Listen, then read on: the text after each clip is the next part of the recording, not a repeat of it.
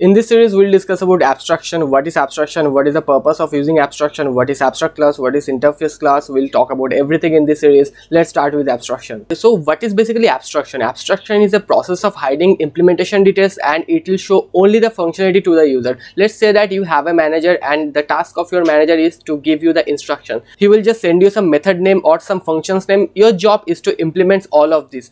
So that is basically what abstraction is. So basically in abstraction, we just hide the implementation details and we just give the required information or the required functionality to the end user. So this is what basically abstraction is. So from this term you can guess that abstraction is a process of hiding the implementation. Now we'll talk about that how we can implement abstraction in Java. For implementing abstraction in Java, we have two factors. One is abstract class, other one is interface. In this series we'll talk about what is abstract class, what is interface, and what are the purpose of using all those things. In the upcoming videos I'll discuss about what is abstract class, what is interface, and what are the implementation of all of those. See you in the next video.